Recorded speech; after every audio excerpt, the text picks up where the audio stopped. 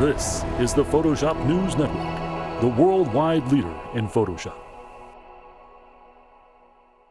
From PNN News. Decision 2012. Live coverage of the Photoshop National Party Convention from our election headquarters in Washington, D.C.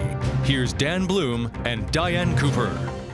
Good evening once again. It's a historic night in American politics as the delegates and the Photoshop elite are gathered at the Washington, D.C. Convention Center. And before this night is over, we'll know the National Photoshop Party's official nominee and their pick in the run for the 2012 presidency. This has been a very closely watched contest, with the candidates battling it out in key primaries. But tonight, it's decision time, with delegates casting their votes in what has often been a heated race. This year's run-up to the convention has been punctuated with some of the most negative campaign ads yet, with most of it aimed at frontrunner Scott Kelby, who has managed to avoid the mudslinging of the other presidential hopefuls. But many believe that's fueled the fire even more. Here's a clip from one of Senator Cory Barker's controversial TV spots. Senator Barker knows 4 facts about Scott Kelby that you don't. Fact number 1, Scott Kelby voted to have the pattern maker filter removed from Photoshop. Shocking and irresponsible. Fact number 2, he voted to have the bridge renamed to Bridge to Nowhere. Outrageous. And fact number 3, he voted 5 times to have the number of multiple undos reduced to just 2 undos. Unbelievable. And fact number 4, he even voted to make owning puppies illegal. Puppies! Is this the kind of filter-removing, undo-limiting, puppy-hating man we want running our country? Think again, Scott Kelby. Paid for by the committee to elect anyone but Scott Kelby. But it's not just Senator Barker who's on the attack. Governor R.C. Concepcion's biting TV spots have definitely had an effect on voters. Under Scott Kelby's leadership, Florida lost 400,000 pixels. That's not just a number, that's a very high-resolution file. His wanton disregard for non-destructive editing threatens the very pixels we're trying to save. Scott Kelby destroyed hundreds of thousands of pixels when he edited right on the background layer, and raised our taxes to help pay for his mistakes. Now Scott Kelby wants us to send him an even bigger job. How many pixels have to die before America wakes up? Remember, for every vote Kelby gets, God kills a kitten. Paid for by the committee to make R.C. Concepcion in charge of all our nukes. In Photoshop politics, it doesn't get much more negative than that. Voters say the infighting between these candidates has only hurt the party. But that hasn't stopped the negative ads, and it hasn't stopped mudslinging outside the party lines. Look at this negative rebuttal ad from the Lightroom party leader, responding to an attack ad from a Photoshop party candidate. Why is Representative Pete Collins running a series of negative smear ads against Lightroom party candidate Matt Kluskowski? It's because he doesn't want you to know that he took over $40,000 from the people who make Paint Shop Pro. The Times calls Collins' backroom deals the worst corruption scandal in Photoshop history. Yet Collins refuses to return thousands he got for teaching a class on how to edit photos in iPhoto. Is Collins hiding layers of corruption? The Herald reporter sure thinks so, as they wrote, Collins is hiding layers of corruption. Do you want a reputed mobster who hates friendly dolphins and wants to ship your jobs to China running this country? I don't think so. Paid for by the people who think Matt Kluskowski is really cute. The negative ads against Senator Kluskowski from the Lightroom party really ramped up after he won the Michigan primary.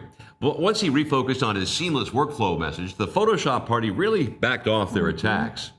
Of course, this only fueled rumors of the two parties forming an alliance to pool their resources for a White House run. But here at the convention, the delegates are only focused on picking a candidate who they feel can win in November. Well, that didn't stop Representative Collins from a last-ditch effort to win the nomination by running a series of negative ads right before this week's convention, mostly aimed at Congressman Concepcion after his recent surge in the polls. Just 2 days after R.C. Concepcion took office as state representative, he proposed a bill that would close our area's only hospital and trauma center so he could build a glitzy photo studio for his high-rolling Wall Street cronies. Shame on you, Mr. Concepcion. Can we trust a man who used your tax dollars to buy Wacom Cintiqs for his lobbyist friends?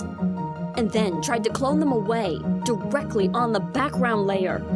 This reckless cloning must stop. RC Concepcion. He's not for us. He's not for anybody. Paid for by the people who cast shame on others. The one candidate who has fought to stay above the fray and away from the negative attack ads is Governor Kelby. The effect this will ultimately have on voters remains to be seen, although he's popular with the delegates here at the convention. His TV ads may not have the impact his opponent's negative ads do. Take a look at one of Governor Kelby's TV spots. Today, we celebrate a candidate that has brought Photoshop users together. A family man who was working hard to end our dependence on pre-made actions and one-click special effects. A man with the courage to tell us we will not rest until Photoshop CS6 ships. And who consults with the key Photoshop experts before ever flattening a layered file. It's time for this kind of leadership, this kind of vision, this kind of high dynamic range in Washington. It's time for Scott Kelby. I'm Scott Kelby, and I approve this message. Paid for by the people who are secretly funded by Scott Kelby.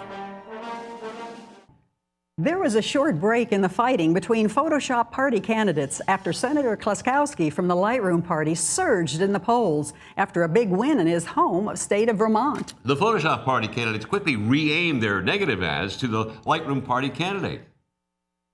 The Sunday Examiner says Matt Kluskowski can't be trusted. He gave me Lightroom shortcuts, but they're not in Lightroom. He told me Gaussian blur was under Photoshop's image menu. That was a lie. He said the clone stamp tool was non-destructive. Non-destructive, really? He told me that every layer should be changed to dissolve mode.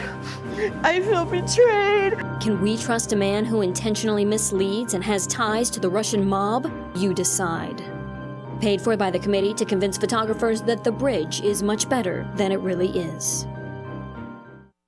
Tonight, the party comes together as they put the negative ads, infighting, and partisan politics behind them, and all come together to support the party's choice. It looks like they're ready to start. We now take you live to the convention floor stage as we eagerly await the announcement of the party's official candidate.